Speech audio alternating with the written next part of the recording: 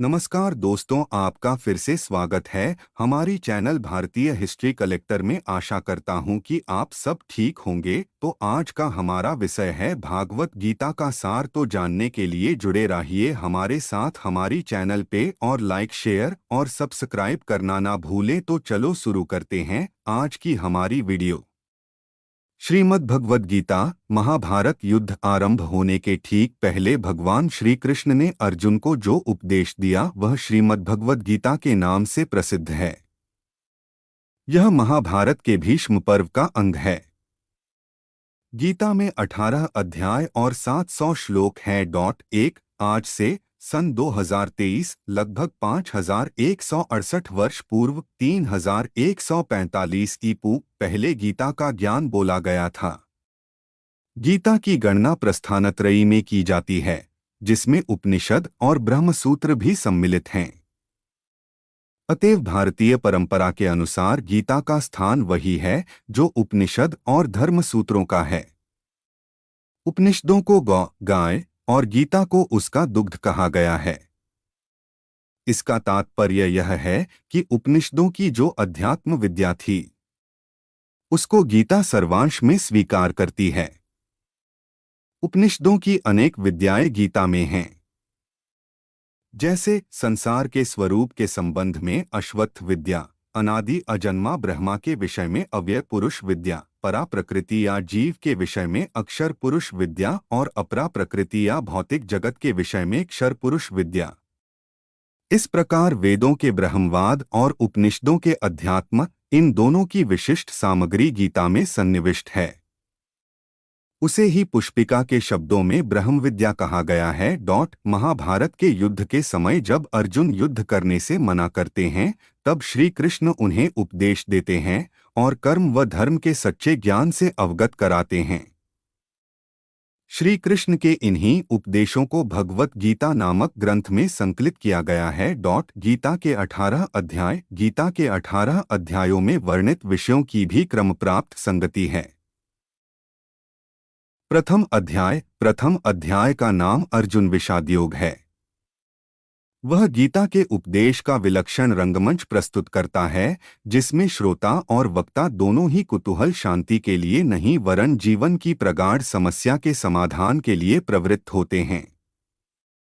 शौर्य और धैर्य, साहस और बल, इन चारों गुणों की प्रभूत मात्रा से अर्जुन का व्यक्तित्व बना था और इन चारों के ऊपर दो गुण और थे, एक क्षमा, दूसरी प्रज्ञा। बल प्रधान क्षात्रधर्म से प्राप्त होने वाली स्थिति में पहुंचकर सहसा अर्जुन के चित्त पर एक दूसरे ही प्रकार के मनोभाव का आक्रमण हुआ। कार्पण्य का एक विचित्र प्रकार की करुणा उसके मन में भर गई और उसका क्षात्र स्वभाव लुप्त हो गया। जिस कर्तव्य के लिए वह कटिबद्ध हुआ था उससे वह विमुख हो गया। ऊपर से देखने पर तो इस स्थिति के पक्ष में उसके तर्क धर्मयुक्त जान पड़ते हैं, किंतु उसने स्वयं ही उसे कार्पण्य दोष कहा है और यही माना है कि मन की इस कायरता के कारण उसका जन्मसिद्ध स्वभाव उपहत या नष्ट हो गया था। वह निर्णय नहीं कर पा रहा था कि युद्ध करे अथवा वैराग्य ले ले। क्या करें क्या न करें, कुछ समझ में नहीं आता था। इस मनोभाव की चरम स्थिति में पहुंचकर उसने धनुष बाण एक ओर डाल दिया। कृष्ण ने अर्जुन की वह स्थिति देखकर जान लिया कि अर्जुन का शरीर ठीक है, किंतु युद्ध आरंभ होने से पहले ही उस अद्भुत क्षत्रिय का मनोबल टूट चुका है। बिना मन के यह शरीर खड़ा नहीं रह सकता। अतएव कृष्ण के सामने एक गुरु कर्तव्य आ गया। तर्क से, बुद्धि से, ज्ञान से, कर्म की चर्चा से, विश्व के स्वभाव से, उसमें जीवन की स्थिति से, दोनों के नियामक अव्यय पुरुष के परिचय से और उस सर्वोपरि परम सत्तावान ब्रह्मा के साक्षात दर्शन से अर्जुन के मन का उद्धार करना, यही उनका लक्ष्य हुआ। इसी तत्वचर्चा का विषय गीता है। पहले अध्याय में सामान्य रीति से भूमिका रूप में अर्जुन ने भगवान से अपनी स्थिति कह दी। प्रथम अध्याय में दोनों सेनाओं का वर्णन किया जाता है। शंख बजाने के पश्चात अर्जुन सेना को देखने के लिए रथ को सेनाओं के मध्य ले जाने के लिए कृष्ण से कहता है। तब मोहयुक्त हो अर्जुन कायरता तथा शोक युक्त वचन कहता है। दूसरे अध्याय का नाम सांख्य योग है। इसमें जीवन की दो प्राचीन सम्मानित परंपराओं का तर्कों द्वारा वर्णन आया है। अर्जुन को उस कृपण स्थिति में रोते देखकर कृष्ण ने उनका ध्यान दिलाया है कि इस प्रकार का क्लैव्य और हृदय की क्षुद्र दुर्बलता अर्जुन जैसे वीर के लिए उचित नहीं। कृष्ण ने अर्जुन की अब तक दी हुई सब युक्तियों को प्रज्ञावाद का झूठा रूप कहा। उनकी युक्ति यह है कि प्रज्ञादर्शन काल, कर्म और स्वभाव से होने वाले संसार की सब घटनाओं और स्थितियों को अनिवार्य रूप से स्वीकार करता है। जीना और मरना, जन्म लेना और बढ़ना, विषयों का आना और जाना, सुख और दुख का अनुभव, ये तो संसार में होते ही हैं। इसी को प्राचीन आचार्य पर्यायवाद का नाम भी देते थे। काल की चक्रगति इन सब स्थितियों को लाती है और ले जाती है। जीवन के इस स्वभाव को जान लेने पर फिर शोक नहीं होता। यही भगवान का व्यंग्य है कि प्रज्ञा के दृष्टिकोण को मानते हुए भी अर्जुन इस प्रकार के मोह में क्यों पड़ गया है। ऊपर के दृष्टिकोण का एक आवश्यक अंग जीवन की नित्यता और शरीर की अनित्यता था। नित्य जीव के लिए शोक करना उतना ही व्यर्थ है जितना अनित्य शरीर को बचाने की चिंता। ये दोनों अपरिहार्य हैं। जन्म और मृत्यु बारी बारी से होते ही हैं, ऐसा समझकर शोक करना उचित नहीं है।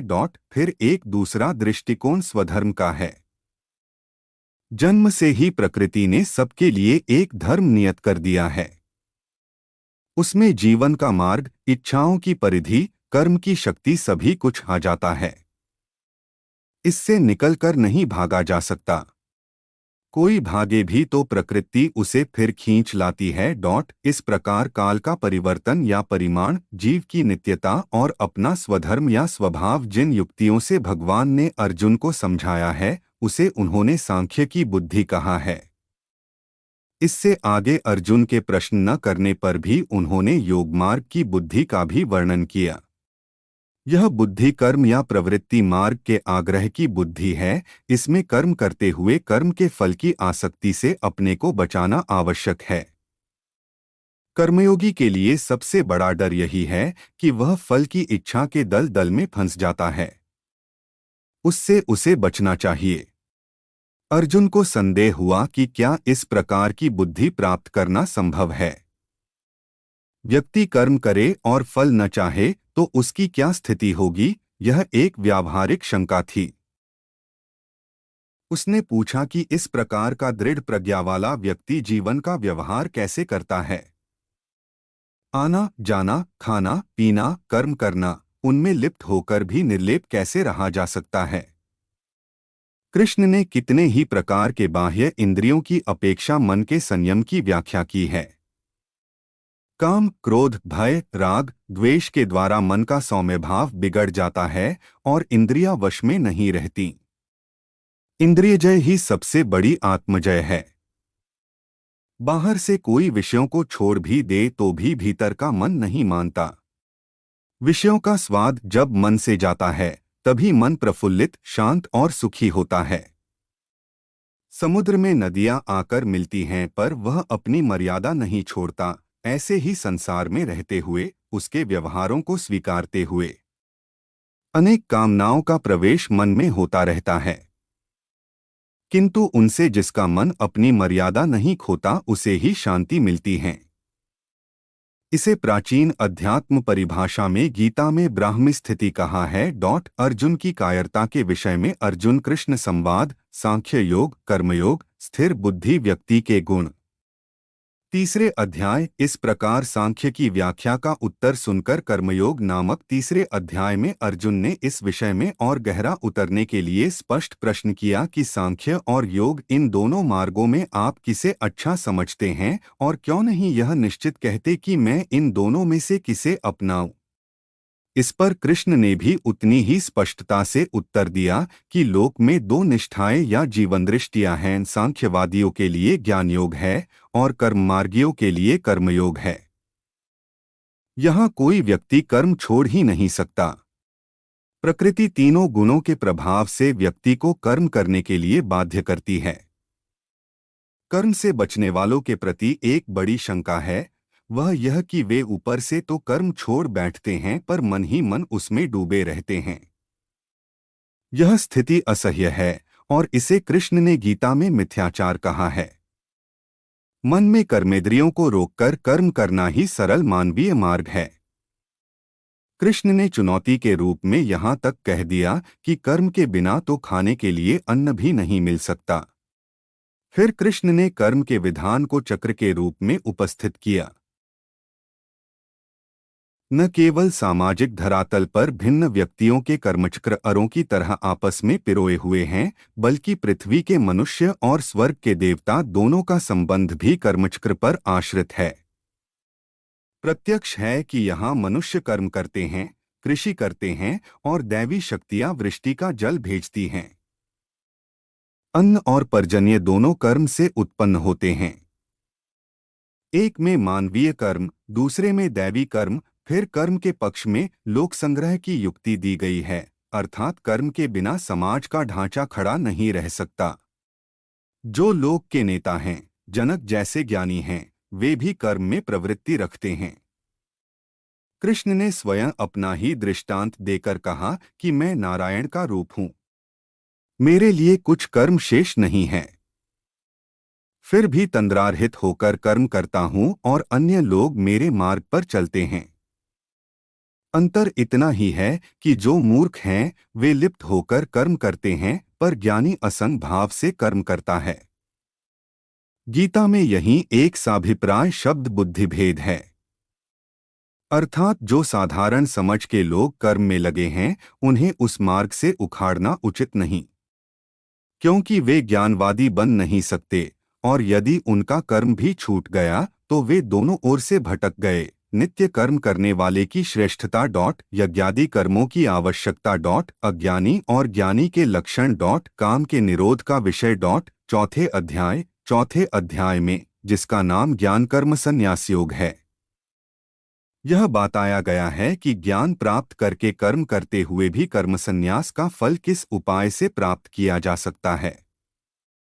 यही गीता का वह प्रसिद्ध आश्वासन है कि जब जब धर्म की ग्लानि होती है तब तब मनुष्यों के बीच भगवान का अवतार होता है, अर्थात भगवान की शक्ति विशेष रूप से मूर्त होती है।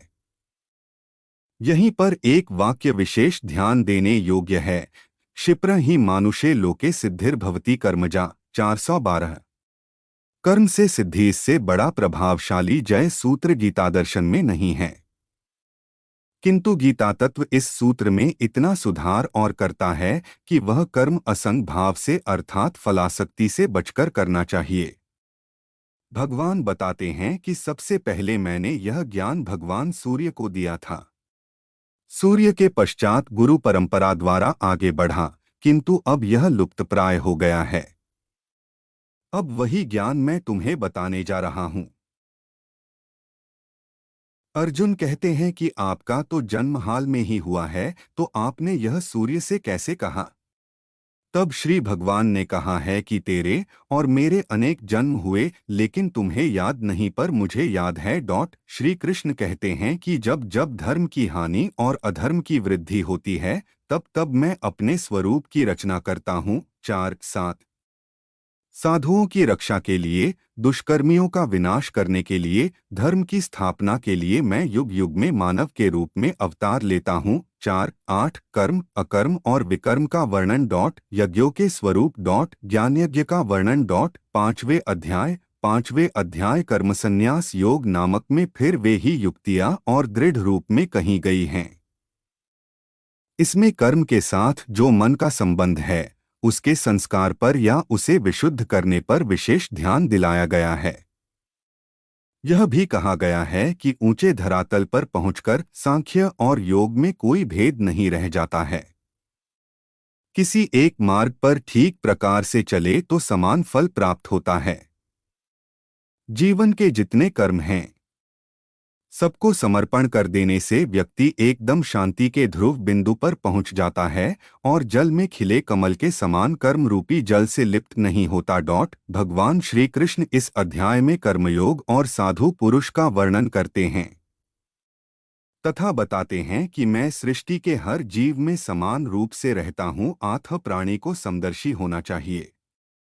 ज्ञानी महापुरुष विद्याविनय युक्त ब्राह्मण में और चांडाल में तथा गाय, हाथी एवं कुत्ते में भी समरूप परमात्मा को देखने वाले होते हैं। छठा अध्याय आत्मसंयम योग है, जिसका विषय नाम से ही प्रकट है। जितने विषय हैं उन सब से इंद्रियों का संयम ही कर्म और ज्ञान का निचोड़ है। सुख में और दुख में मन की समान स्थिति, इसे ही योग कहते हैं। 7वें अध्याय की संज्ञा ज्ञान विज्ञान योग है।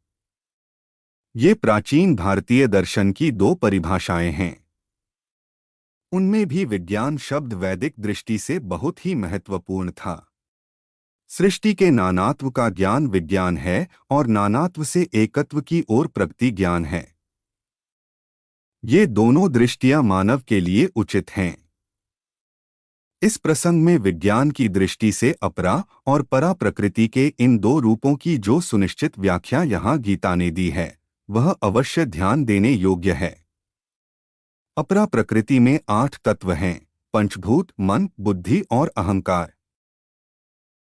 जिस अंड से मानव का जन्म होता है उसमें ये आठों रहते हैं, किंतु यह प्राकृत सर्ग है, अर्थात यह जड़ है। इसमें ईश्वर की चेष्टा के संपर्क से जो चेतना आती है उसे परा प्रकृति कहते हैं, वही जीव है। 8 तत्वों के साथ मिलकर जीवन नवा तत्व हो जाता है। इस अध्याय में भगवान के अनेक रूपों का उल्लेख किया गया है, जिनका और विस्तार विभूति योग नामक 10वें अध्याय में आता है। यही विशेष भगवती दृष्टि का भी उल्लेख है, जिसका सूत्र वासुदेव सर्वमिति, सब वसु या शरीरों में एक ही देव तत्व है, उसी की संज्ञा विष्णु है। किंतु लोक में अपनी अपनी रुचि के अनुसार अनेक नामों और रूपों में उसी एक देव तत्व की उपासना की जाती है। वे सब ठीक हैं, किंतु अच्छा यही है कि बुद्धिमान मनुष्य उस ब्रह्म तत्व को पहचाने जो अध्यात्म विद्या का सर्वोच्च शिखर है। पंचतत्व मन बुद्धि भी मैं हूँ, मैं ही संसार की उत्पत्ति करता हूँ और विनाश भी मैं ही करता हूँ। मेरे भक्त चाहे जिस प्रकार भजें परंतु अंततः मुझे ही प्राप्त होते हैं। मैं योगमाया से अप्रकट रहता हूँ और मूर्ख मुझे केवल साधारण मनुष्य ही समझते हैं। 8वें अध्याय की संज्ञा अक्षर ब्रह्मयोग है। उपनिषदों में अक्षर विद्या का विस्तार हुआ। गीता में उस अक्षर विद्या का सार कह दिया गया है। अक्षर ब्रह्मा परम अर्थात परब्रह्म की संज्ञा अक्षर है।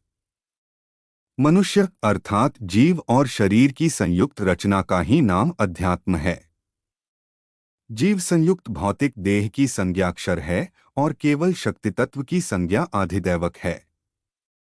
देह के भीतर जीव, ईश्वर तथा भूत ये 3 शक्तियां मिलकर जिस प्रकार कार्य करती हैं उसे अधियज्ञ कहते हैं। गीताकार ने 2 श्लोकों में 8.34 इन 6 परिभाषाओं का स्वरूप बांध दिया है। गीता के शब्दों में एकाक्षर ब्रह्मा है। 8.13.9वें अध्याय को राजगुह्य योग कहा गया है, अर्थात यह अध्यात्म विद्या विद्यारागी है और यह गुह्य ज्ञान सब में श्रेष्ठ है।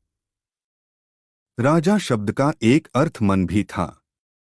अतएव मन की दिव्य शक्तियों को किस प्रकार ब्रह्ममय बनाया जाए, इसकी युक्ति ही राजविद्या है। इस क्षेत्र में ब्रह्मतत्व का निरूपण ही प्रधान है, उसी से व्यक्त जगत का बारंबार निर्माण होता है। वेद का समस्त कर्मकांड यज्ञ, अमृत और मृत्यु, संत और असंत और जितने भी देवी देवता है, सबका पर्यवसान ब्रह्मा में है। लोक में जो अनेक प्रकार की देव पूजा प्रचलित है, वह भी अपने अपने स्थान में ठीक है। समन्वय की यह दृष्टि भागवत आचार्यों को मान्य थी, वस्तुत यह उनकी बड़ी शक्ति थी। इसी दृष्टिकोण का विचार या व्याख्या 10वें अध्याय में पाई जाती है। 10वें अध्याय का नाम विभूति योग है। इसका सार यह है कि लोक में जितने देवता हैं, सब एक ही भगवान की विभूतियां हैं। मनुष्य के समस्त गुण और अवगुण भगवान की शक्ति के ही रूप हैं। बुद्धि से इन क्षुद्भय देवताओं की व्याख्या चाहे ने हो सके, किंतु लोक में तो वह हैं ही। कोई पीपल को पूज रहा है, कोई पहाड़ को, कोई नदी या समुद्र को, कोई उनमें रहने वाले मछली कछुओं को। डोट यों कितने देवता हैं, इसका कोई अंत नहीं। विश्व के इतिहास में देवताओं की यह भरमार सर्वत्र पाई जाती है। भागवतों ने इनकी सत्ता को स्वीकारते हुए सबको विष्णु का रूप मानकर समन्वय की एक नई दृष्टि प्रदान की। इसी का नाम विभूति योग है। जो सत्वजीव बलयुक्त अथवा चमत्कारयुक्त है, वह सब भगवान का रूप है। इतना मान लेने से चित्त निर्विरोध स्थिति में पहुंच जाता है। 11वें अध्याय का नाम विश्वरूप दर्शन योग है। इसमें अर्जुन ने भगवान का विश्वरूप देखा। विराट रूप का अर्थ है मानवीय धरातल और परिधि के ऊपर जो अनंत विश्व का प्राणवंत रचना विधान है, उसका साक्षात दर्शन। विष्णु का जो चतुर्भुज रूप है, वह मानवीय धरातल पर सौम्य रूप है। जब अर्जुन ने भगवान का विराट रूप देखा तो उसके मस्तक का विस्फोटन होने लगा। दिशो न जाने न लभे च शर्म, ये ही घबराहट के वाक्य उनके मुख से निकले और उसने प्रार्थना की कि मानव के लिए जो स्वाभाविक स्थिति ईश्वर ने रखी है, वही पर्याप्त है। 12वें अध्याय का नाम भक्ति योग है। जो जानने योग्य है, जिसको जानकर मनुष्य परमानंद को प्राप्त हो जाता है, अर्थात वो परमात्मा ही सत्य है। 13वें अध्याय में एक सीधा विषय क्षेत्र और क्षेत्रज्ञ का विचार है। यह शरीर क्षेत्र है, उसका जानने वाला जीवात्मा क्षेत्रज्ञ है। 14वें अध्याय का नाम गुणत्रय विभाग योग है। यह विषय समस्त वैदिक, दार्शनिक और पौराणिक तत्वचिंतन का निचोड़ है। सत्व, रज, तम नामक 3 गुणत्रिकों की अनेक व्याख्याएं हैं। गुणों की साम्यावस्था का नाम प्रधान या प्रकृति है। गुणों के वैषम्य से ही वैकृत सृष्टि का जन्म होता है।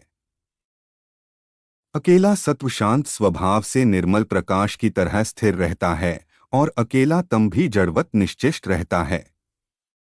किंतु दोनों के बीच में छाया हुआ रजोगुण उन्हें चेष्टा के धरातल पर खींच लाता है। गति तत्व का नाम ही रजस है। 15वें अध्याय का नाम पुरुषोत्तम योग है। इसमें विश्व का अश्वत्थ के रूप में वर्णन किया गया है। यह अश्वत्थ रूपी संसार महान विस्तार वाला है। देश और काल में इसका कोई अंत नहीं है, किंतु इसका जो मूल या केंद्र है, जिसे ऊर्ध्व कहते हैं, वह ब्रह्मा ही है। एक और वह परम तेज जो विश्वरूपी अश्वत्थ को जन्म देता है, सूर्य और चंद्र के रूप में प्रकट है। दूसरी ओर वही एक एक चैतन्य केंद्र में या प्राणी शरीर में आया हुआ है। जैसा गीता में स्पष्ट कहा है, हाँ वैश्वानरो भूत्वा प्राणिना देहमाश्रित 15.14। वैश्वानर या प्राणमयी चेतना से बढ़कर और दूसरा रहस्य नहीं है। नर या पुरुष 3 हैं, क्षर, अक्षर और अव्यय। पंचभूतों का नाम क्षर है, प्राण का नाम अक्षर है और मनस्तत्व या चेतना की संज्ञा अव्यय है। इन्हीं 3 नरों की एकत्र स्थिति से मानवी चेतना का जन्म होता है। उसे ही ऋषियों ने वैश्वानर अग्नि कहा है। 16वें अध्याय में देवासुर संपत्ति का विभाग बताया गया है। आरंभ से ही ऋग्वेद में सृष्टि की कल्पना दैवी और आसुरी शक्तियों के रूप में की गई है। यह सृष्टि के द्विविरुद्ध रूप की कल्पना है, एक अच्छा और दूसरा बुरा, एक प्रकाश में दूसरा अंधकार में, एक अमृत दूसरा मर्त्य, एक सत्य दूसरा अनृत। 17वें अध्याय की संज्ञा श्रद्धात्रय विभाग योग है। इसका संबंध सत, रज और तम इन 3 गुणों से ही है, अर्थात जिसमें जिस गुण का प्रादुर्भाव होता है, उसकी श्रद्धा या जीवन की निष्ठा वैसी ही बन जाती है। यज्ञ, तप, दान, कर्म ये सब 3 प्रकार की श्रद्धा से संचालित होते हैं। यहाँ तक कि आहार भी 3 प्रकार का है। उनके भेद और लक्षण गीता ने यहाँ बताए हैं। 18वें अध्याय की संज्ञा मोक्ष संन्यास योग है। इसमें गीता के समस्त उपदेशों का सार एवं उपसंहार है। यहाँ पुनः बलपूर्वक मानव जीवन के लिए 3 गुणों का महत्व कहा गया है। पृथ्वी के मानवों में और स्वर्ग के देवताओं में कोई भी ऐसा नहीं जो प्रकृति के चलाए हुए इन 3 गुणों से बचा हो। मनुष्य को बहुत देख भाग कर चलना आवश्यक है, जिससे वह अपनी बुद्धि और वृत्ति को बुराई से बचा सके और क्या कार्य है क्या अकार्य है इसको पहचान सके। धर्म और अधर्म को, बंध और मोक्ष को, वृत्ति और निवृत्ति को जो बुद्धि ठीक से पहचानती है वही सात्विकी बुद्धि है और वही मानव की सच्ची उपलब्धि है। इस प्रकार भगवान ने जीवन के लिए व्यावहारिक मार्ग का उपदेश देकर अंत में यह कहा है कि मनुष्य को चाहिए कि संसार के सब व्यवहारों का सच्चाई से पालन करते हुए जो अखंड चैतन्य तत्व है, जिसे ईश्वर कहते हैं, जो प्रत्येक प्राणी के हृदय या केंद्र में विराजमान है, उसमें विश्वास रखे, उसका अनुभव करे। वही जीव की सत्ता है, वही चेतना है और वही सर्वोपरि आनंद का स्रोत है। गीता जयंती ब्रह्म पुराण के अनुसार मार्गशीर्ष शुक्ल एकादशी का बहुत बड़ा महत्व है। द्वापर युग में भगवान श्री कृष्ण ने इसी दिन अर्जुन को भगवद गीता का उपदेश दिया था। इसीलिए यह तिथि गीता जयंती के नाम से भी प्रसिद्ध है और इस एकादशी को मोक्षदा एकादशी कहते हैं।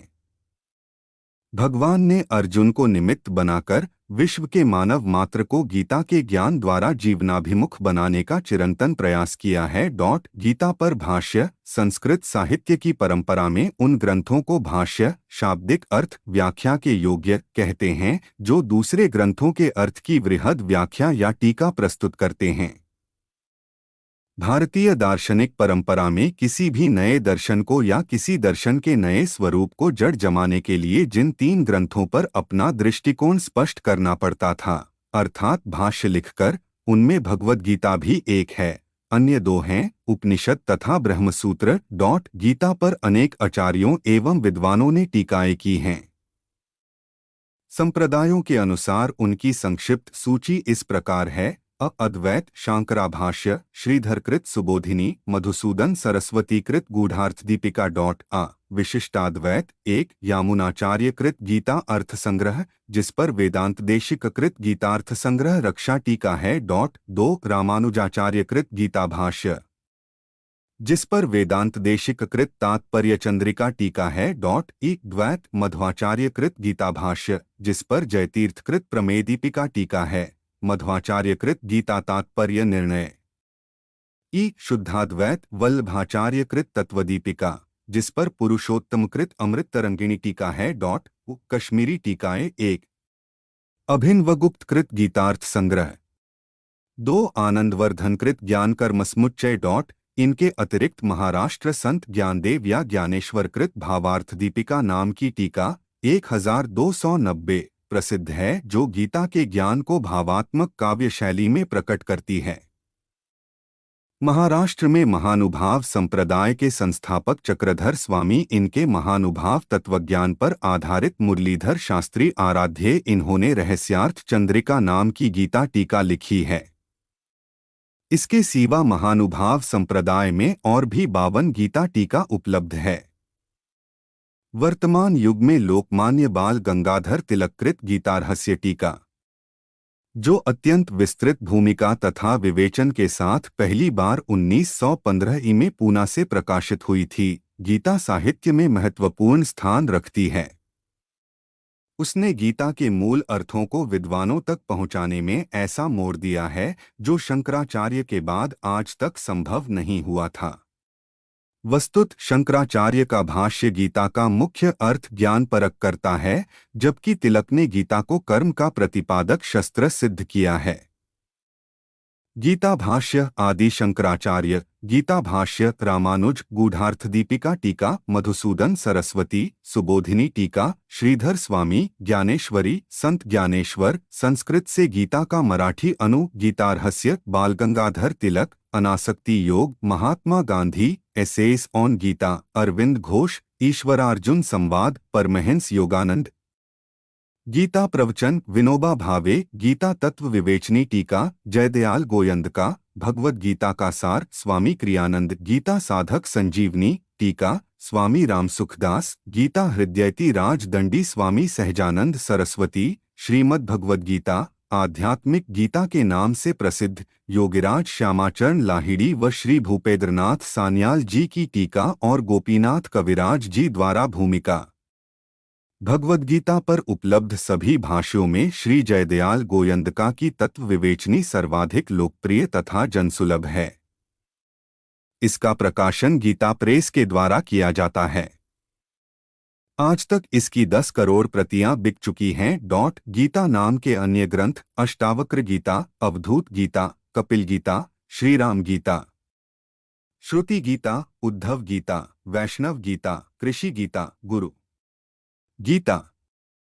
आधुनिक जनजीवन में श्रीमद् भगवद गीता बदलते सामाजिक परिदृश्यों में अपनी महत्ता को बनाए हुए हैं और इसी कारण तकनीकी विकास ने इसकी उपलब्धता को बढ़ाया है तथा अधिक बोधगम्य बनाने का प्रयास किया है। दूरदर्शन पर प्रसारित धारावाहिक महाभारत में भगवद गीता विशेष आकर्षण रही। वहीं धारावाहिक कृष्णा टीवी धारावाहिक में भगवद गीता पर अत्यधिक विशद शोध करके उसे कई कड़ियों की एक श्रृंखला के रूप में दिखाया गया। इसकी एक विशेष बात यह रही कि गीता से संबंधित सामान्य मनुष्य के संदेहों को अर्जुन के प्रश्नों के माध्यम से उत्तरित करने का प्रयास किया गया। इसके अलावा नीतीश भारद्वाज कृत धारावाहिक गीता रहस्य धारावाहिक तो पूर्णतया गीता के ही विभिन्न आयामों पर केंद्रित रहा। इंटरनेट पर भी आज अनेकानेक वेबसाइटें इस विषय पर बहुमाध्यमों के द्वारा विशद जानकारी देती हैं। श्रीमद्भगवद गीता वर्तमान में धर्म से ज्यादा जीवन के प्रति अपने दार्शनिक दृष्टिकोण को लेकर भारत में ही नहीं विदेशों में भी लोगों का ध्यान अपनी ओर आकर्षित कर रही है। निष्काम कर्म का गीता का संदेश प्रबंधन गुरुओं को भी लुभा रहा है। विश्व के सभी धर्मों की सबसे प्रसिद्ध पुस्तकों में शामिल है। गीता प्रेस गोरखपुर जैसी धार्मिक साहित्य की पुस्तकों को काफी कम मूल्य पर उपलब्ध कराने वाले प्रकाशन ने भी कई आकार में अर्थ और भाष्य के साथ श्रीमद् भगवद गीता के प्रकाशन द्वारा इसे आम जनता तक पहुंचाने में काफी योगदान दिया है। भगवद गीता संदेश सार गीता का उपदेश अत्यंत पुरातन योग है। श्री भगवान कहते हैं, इसे मैंने सबसे पहले सूर्य से कहा था। सूर्य ज्ञान का प्रतीक है। आथ श्री भगवान के वचनों का तात्पर्य है कि पृथ्वी उत्पत्ति से पहले भी अनेक स्वरूप अनुसंधान करने वाले भक्तों को यह ज्ञान दे चुका हूँ। यह ईश्वरीय वाणी है जिसमें संपूर्ण जीवन का सार है एवं आधार है। मैं कौन हूँ? यह देह क्या है? इस देह के साथ क्या मेरा आदि और अंत है? देह त्याग के पश्चात क्या मेरा अस्तित्व रहेगा? यह अस्तित्व कहाँ और किस रूप में होगा? मेरे संसार में आने का क्या कारण है? मेरे देह त्यागने के बाद क्या होगा? कहाँ जाना होगा? किसी भी जिज्ञासु के हृदय में यह बातें निरंतर घूमती रहती हैं। हम सदा इन बातों के बारे में सोचते हैं और अपने को, अपने स्वरूप को नहीं जान पाते। गीता शास्त्र में इन सभी के प्रश्नों के उत्तर सहज ढंग से श्री भगवान ने धर्म संवाद के माध्यम से दिए हैं। इस देह को जिसमें 36 तत्व जीवात्मा की उपस्थिति के कारण जुड़कर कार्य करते हैं, क्षेत्र कहा है और जीवात्मा इस क्षेत्र में निवास करता है, वही इस देह का स्वामी है, परंतु एक तीसरा पुरुष भी है। जब वह प्रकट होता है, अधिदैव अर्थात 36 तत्वों वाले इस देह क्षेत्र को और जीवात्मा क्षेत्रज्ञ का नाश कर डालता है। यही उत्तम पुरुष ही परम स्थिति और परम सत है। यही नहीं, देह में स्थित और देह त्याग कर जाते हुए जीवात्मा की गति का यथार्थ वैज्ञानिक एवं तर्कसंगत वर्णन गीता शास्त्र में हुआ है। जीवात्मा नित्य है और आत्मा उत्तम पुरुष को जीव भाव की प्राप्ति हुई है। शरीर के मर जाने पर जीवात्मा अपने कर्मानुसार विभिन्न योनियों में विचरण करता है। गीता का प्रारंभ धर्म शब्द से होता है तथा गीता के 18वें अध्याय के अंत में इसे धर्म संवाद कहा है। धर्म का अर्थ है धारण करने वाला अथवा जिसे धारण किया गया है। धारण करने वाला जो है उसे आत्मा कहा गया है और जिसे धारण किया है वह प्रकृति है।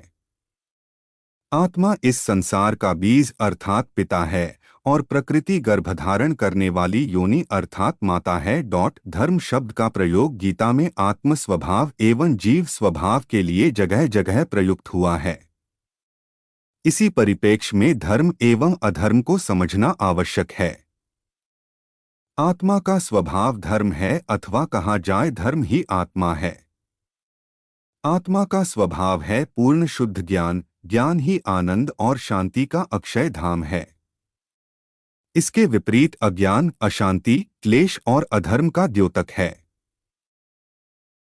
आत्मा अक्षय ज्ञान का स्रोत है। ज्ञान शक्ति की विभिन्न मात्रा से क्रिया शक्ति का उदय होता है, प्रकृति का जन्म होता है। प्रकृति के गुण सत्व, रज, तम का जन्म होता है। सत्वरज की अधिकता धर्म को जन्म देती है। तमरज की अधिकता होने पर आसुरी वृत्तियां प्रबल होती और धर्म की स्थापना अर्थात गुणों के स्वभाव को स्थापित करने के लिए, सतोगुण की वृद्धि के लिए अविनाशी ब्राह्मी स्थिति को प्राप्त आत्मा अपने संकल्प से देह धारण कर अवतार ग्रहण करती है।